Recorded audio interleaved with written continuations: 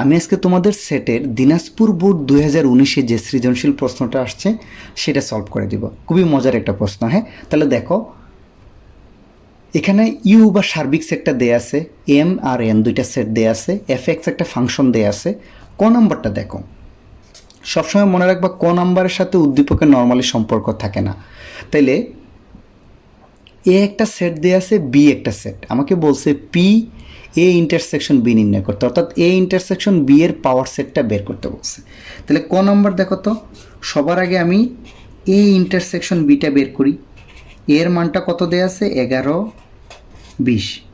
Intersection B এর মানটা কত? 20 এ। তাহলে এই দুইটার মধ্যে কমন দেখো একটাই আছে, কত? 20। তাহলে এ ইন্টারসেকশন বি এর মানটা কত হবে? 20। ইন্টারসেকশন বি মানে বুঝো তো, দুইটা সেটের মধ্যে যে উপাদানটা কমন তাদের নিয়ে যে সেট 20। তাহলে power of A intersection B, A intersection B এর কি বাইর করতে বলছে? শক্তি সেট বা পাওয়ার সেট। অর্থাৎ এ ইন্টারসেকশন বি থেকে তুমি কতগুলা নতুন সেট তৈরি করতে পারো অথবা উপসেট তৈরি করতে পারো, সেটাই হবে এ ইন্টারসেকশন বি এর পাওয়ার সেট। তাহলে তোমার উপাদান একটাই আছে, 20। অর্থাৎ একটা করে নিয়ে তুমি একটা সেট বানাইতে পারো। আর প্রত্যেকটা সেটের উপসেট একটা আছেই, ফাঁকা সেট, এটা বান্দা। যে কোনো সেটের মানে এই সেট থেকে তুমি কতগুলো উপসেট বানাইতে পারো? একটা উপাদান নিয়ে একটাই বানাইতে পারবা। দেখো 20 নিয়ে তুমি আর একাধিক সেট বানাইতেই পারবা না। আর ফাঁকা সেট হলো প্রত্যেকটা সেটের উপসেট। তাইলে এই দুইটাকে নিয়ে যে সেট হবে সেটাই হবে তোমার পি এ ইন্টারসেকশন বি, অর্থাৎ এ ইন্টারসেকশন বি এর পাওয়ার সেট। এখন আসো তুমি খ নম্বর প্রশ্নটা দেখো। ওকে, এটা কর আনসার, আমি একটু মার্চ করে দিলাম।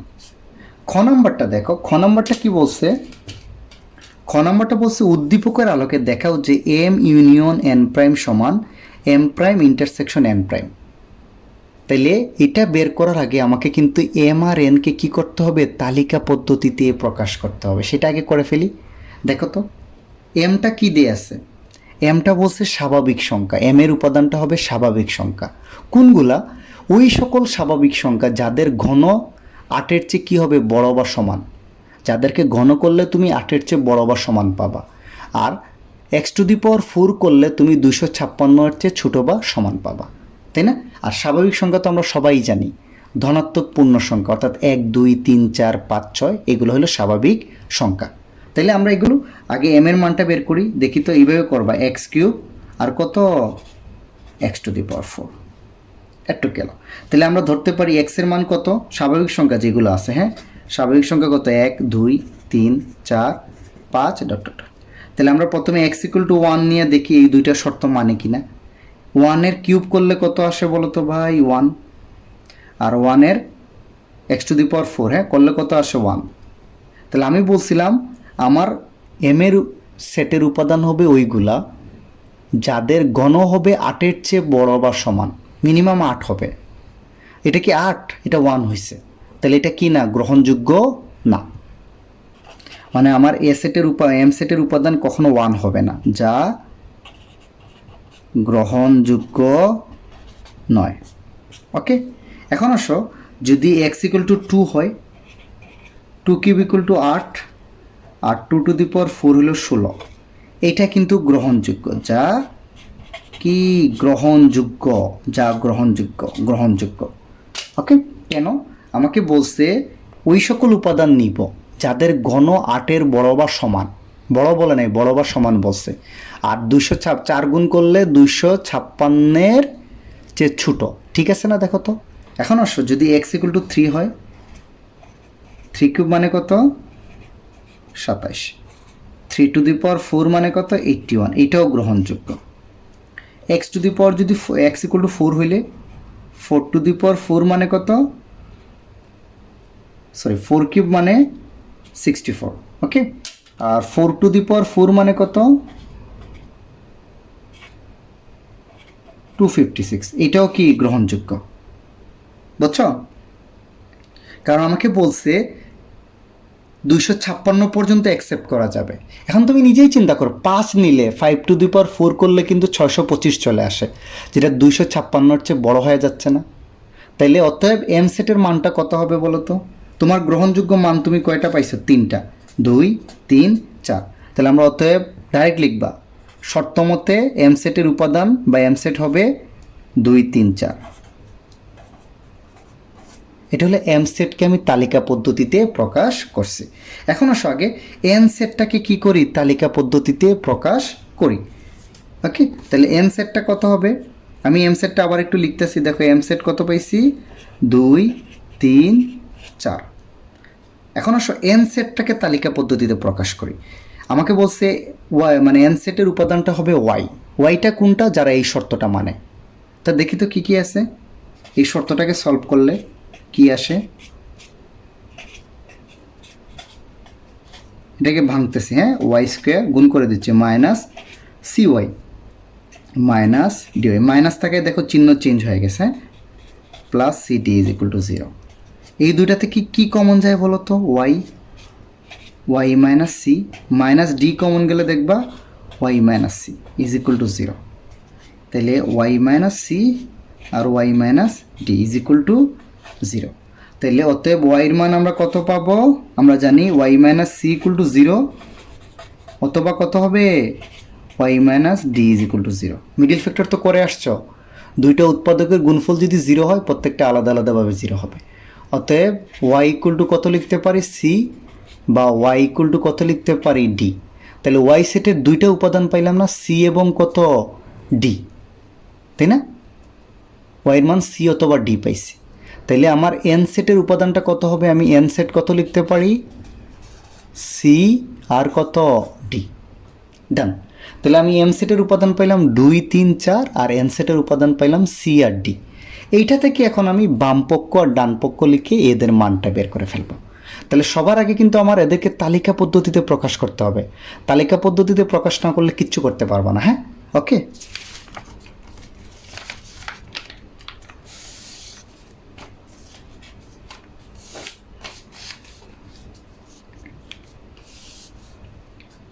তাহলে আমরা এতক্ষণ এম সেটের মানটা কত পাইছি বলো তো? 2 3 4। আর এন সেটের মানটা পাচ্ছি সি আর ডি। ওকে, আমরা খ নম্বর অঙ্ক করতেছি। তাহলে এখন আমরা বাম পক্ষটা করি। বাম পক্ষ করার আগে আমরা এম ইউনিয়ন এন এর মানটা বের করে ফেলি। অতএব এম ইউনিয়ন এন, তাহলে কত আসবে? 2 3 4। ওকে, ইউনিয়ন এন এর মানটা কত? সি আর ডি। কত আসে বলো তো? 2 3 4 সি ডি। ডান। তাহলে এইটার কি বের করতে হবে? প্রাইম বা পূরক সেট, মানে এই জিনিসটার পূরক সেট বের করতে হবে। এই জিনিসটার পূরক সেট আমরা কীভাবে বের করি? যে কোনো জিনিসের পূরক সেট মানে কি? সার্বিক সেট থেকে ওই জিনিসটা আমরা কি করে দিব? বাদ দিয়ে দিব। তা সার্বিক সেটের মান কিন্তু তোমার দেয়া আছে 1 থেকে 1 2 3 4 BCD। লিখি 1 2 3 4 BCD মাইনাস এটার মানটা বাইর করছে, এটা একটু লিখি 2 3 4 CD। তা আমরা কি জানি বাদ্যের ক্ষেত্রে? এতক্ষণ আগেও দেখছি আগের লেকচারগুলোতে, যে সেকেন্ড সেটের সাথে যে উপাদানগুলো মিলবে সেইগুলো বাদে প্রথম সেটের যে উপাদান থাকবে সেটাই হবে তোমার আনসার। তো সেকেন্ড সেটের সাথে দেখো তো 2 মিলছে, 3 মিলছে, 4 মিলছে, 3 মিলছে, 4 মিলছে, সি মিলছে, ডি মিলছে। তাহলে এই উপাদানগুলো বাদে প্রথম সেটের যে উপাদান থাকবে থাকবে কত? 1 আর বি। এটা হবে তোমার এম ইউনিয়ন এন প্রাইমের মান। ওকে, এটা কার মান পাইছি? বামপক্ষ না? দেখো তো, এখানে একটু লিখে ফেলি বামপক্ষ। ওকে, বামপক্ষ একটু বুঝছি। এখন আসো ডান পক্ষ করার আগে আমাকে অবশ্যই কি করতে হবে? এম প্রাইম আর এন প্রাইমের মানটা কি করে নিতে হবে? বের করে নিতে হবে। এম প্রাইমটা কি বলো তো? সিমিলারলি এম এর পূরক সেট, অর্থাৎ সার্বিক সেট থেকে তুমি কি করো? এম সেটটা বাদ দাও। তা সার্বিক সেটটা কি দেয়াই আছে? 1 2 3 4 BCD। আর এম এর মানটা কত? 2 3 4। তাহলে এই 2 3 4 বাদে বাকি যে উপাদানটা থাকবে সেকেন্ড সেটের সাথে দেখো এই তিনটা মিলছে, তাহলে এটা হবে তোমার এম প্রাইমের মান 1 BCD। একটু গেল। সিমিলারলি আমরা এন প্রাইম বাইর করি। এন প্রাইম মানে কি? সার্বিক সেট থেকে তুমি এনটাকে বাদ দাও, এনটাকে বাদ দিলে সার্বিক সেটের মানটা আবার লিখি 1 2 3 4 বি সি ডি। এনের মানটা কত? সি আর ডি। তাহলে সি আর ডি বাদ যাবে শুধু, তাহলে থাকবে কত? 1 2 3 4 বি। তাহলে আমার ডান পক্ষটা কত হবে বলো তো? ডান পক্ষটা হচ্ছে M prime intersection N prime. তাহলে দেখো তো এম প্রাইমের মানটা কত? 1 B C D, 1 B C D. Okay, intersection এটার মান 1 2 3 4 বি। এই দুটার মধ্যে কমন কী কী আছে বলো তো ভাই তোমরাই আমাকে দেখো তো। 1 1 বি বি, আর কিচ্ছু তো কমন নাই। তাইলে এই দুইটার মধ্যে কমন আছে 1 আর বি। তাহলে দেখো বাম পক্ষের মান যা পাইছো ডান পক্ষের মান তা না। অতএব আমরা কি লিখতে পারি? বাম পক্ষ সমান ডান পক্ষ দেখাইতে বলছে, বলবা শোড বা দেখানো হলো। আশা করা যায় পারবা। এখন আসো পরের অঙ্কে যাই। নম্বর অঙ্কটা দেখো তো, এখানে কি বলছে? এফ এক্স ইনভার্স 1 প্লাস 2 আর F X inverse 1 minus 2 equal to 3 হলে এক্সের মানটা বের করতে। এখানে কিন্তু একটা জিনিস আগেই বলে দিই, এক্স ইনভার্স মানে কি বলো তো? এক্স ইনভার্স মানে কি আমরা সবাই জানি, সূচকের ধর্ম অনুযায়ী এক্স ইনভার্স মানেই 1/x, রাইট? 1/x মানেই এক্স ইনভার্স 1, রাইট? ওকে, আচ্ছা। তাহলে দেখো এখানে কিন্তু এফ এক্সের মানটা দেয়া আছে। তাহলে আগে এফ 1/x এর মানটা বের করি। এফ এক্স ইনভার্স মানে এই জিনিসটা থাকা, এই যে দেখো এফ এক্স ইনভার্স 1 থাকা আর এফ অফ 1/x থাকা একই কথা। এক্স ইনভার্স 1 আর 1/x একই কথা। তাহলে আমার এফ অফ এক্স দেয়া আছে, আর এখানে কিন্তু এফ অফ 1/x এর মানটা লাগবে। তাহলে ওটা বের করি, বলবা দেয়া আছে এফ অফ এক্স সমান কত? 5x মাইনাস 7/2x মাইনাস 3, এটা দেয়া আছে। তাহলে আমরা যেহেতু এফ এক্স ইনভার্স 1, বা আমরা এটাকে লিখতে পারি এফ অফ কত? 1/x এর মানটা আমরা বের করব। তাহলে এটা লিখতে পারি না? দেখো তো, শুধু এখানে এক্স হলে x, R F of 1/x মানে কি? এক্সের জায়গায় 1/x বসাই দিবা। এফ অফ এক্স যদি এটা হয় তাহলে এফ অফ 1/x হবে, এখানে যে এক্স আছে না সেই জায়গায় শুধু 1/x বসাই দিবা। তাহলে কত? 5 into 1/x minus 7, 2 into 1/x minus 3। ওকে, তাহলে দেখো তো এখানে উপরে লসাগু যাবে না, দেখো তো এক্স লসাগু যাবে।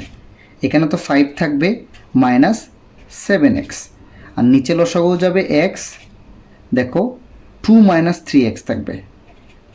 একটু বুঝছো? তাহলে উপরের লাইনটা যা আছে তাই থাকবে,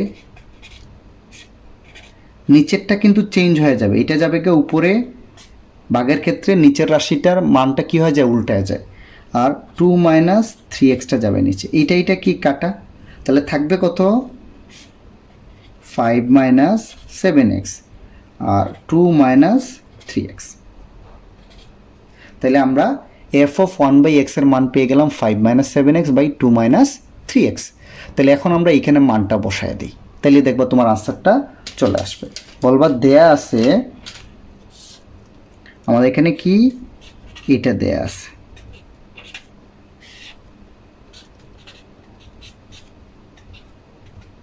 মানটা বসাচ্ছি আমরা। এফ অফ এক্স ইনভার্স 1 আর এফ অফ 1/x একই কথা। এটার মানটা কত? 5 মাইনাস কত? 7x by 2 minus 3x plus 2, 5 minus 7x by 2 minus 3x minus 1 is equal to কত? 3। ওকে, বা আমরা কত লিখতে পারি? ওকে, উপরে দেখো লসাগু যায় না, 2 মাইনাস 3x। তাহলে যা আছে এটা যা আছে তাই থাকবে, 2 দিয়ে এটা গুণ হয়ে যাবে, প্লাস আছে তো সমস্যা নেই। 2 দুগুণা কত? 4 মাইনাস 3 দুগুণা কত? 6x। 2 দিয়ে এটা গুণ, 2 দুগুণা 4 মাইনাস 6x। এটার নিচেও লসাগু কত যাবে? 2 মাইনাস 3x। তাহলে 5 মাইনাস 7x থেকে যাবে, আর মাইনাস 1 দ্বারা গুণ করতেছি, তাহলে -2 হয়ে যাবে, মাইনাসে মাইনাসে এটা প্লাস কত হয়ে যাবে? 3x is equal to 3। আমরা এখানে নিয়ে যাচ্ছি। তাহলে দেখো তো উপরে কত থাকবে? এখানে তো 2 মাইনাস 3x উপরে থাকবে, 2 মাইনাস 3x উপরে কত দেখো তো, 5 আর 4 কত হয় 9, আর 7 আর 6 কত হয় মাইনাস 13x। ওকে, আর নিচে কত, 5 থেকে 2 গেলে দেখো 3 থাকবে, আর মাইনাস 7টা থেকে প্লাস 3টে গেলে থাকবে মাইনাস 4টা। 2 minus 3x is equal to কত, 3।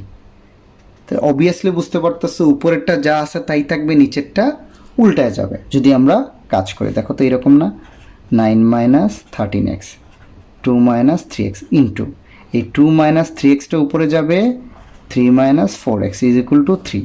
এইটার এটা কি পুরোপুরি কাটা চলে যাবে। তাহলে তোমার থাকবে কত, 9 minus 13x by 3 minus 4x is equal to 3। এখন আমরা কি করব, ক্রস গুণন করে দিব, এইটা ইন্টু এইটা সমান এইটা। ওকে, তাহলে দেখো তো কত হয়, ক্রস গুণন 3 3 9 মাইনাস 3 4 কত 12x। এটা নিচে মনে মনে কিন্তু 1 আছে, তো এটা দিয়ে 1 দিয়ে গুণ করলে যাই থাকবে তাই, 9 মাইনাস 13x। ওকে, তাইলে 12x আর 13x একসাথে আনতেছি, মাইনাস 12x, এই মাইনাস 13x এই সাথে আসলে প্লাস হয়ে যাবে। আর দেখো এই 9, ওই 9টা ওই পাশে গেলে কি হয়ে যাবে, মাইনাস হয়ে যাবে, 9 মাইনাস 9। তাইলে আমরা দেখো তো এখানে কত থাকবে, x ইকুয়াল টু কত আসবে, 0। এটা হবে তোমার আনসার। ওকে, তাহলে এই অঙ্কটা আমরা x এর মান বের করতে বলছে, আমরা x এর মান কত পাইছি, 0। ওকে, তাহলে এই অঙ্কটা করার সময় প্রথমে তোমাকে এফ এক্স ইনভার্স 1 এর মানটা বের করতে হবে, বা এফ অফ 1 বাই এক্স এর মানটা, সেটা আমরা বের করছি। তারপরে বসায় দিয়া লসাগু করতে হবে, লসাগু করে তারপরে কি করবো, উল্টায় দিবা, তারপরে ক্রস গুণন করলেই দেখবা তুমি এক্স এর মানটা পেয়ে যাবে। ওকে, আশা করি তোমরা একটু বুঝতে পারছো এই অঙ্কটা। এই অঙ্কটা একটু ক্রিটিক্যাল, এটা ফাংশন অধ্যায়ের অঙ্ক, 2.2 অধ্যায়ের। হ্যাঁ, আশা করি তোমরা এটা পারবা। Thanks for watching.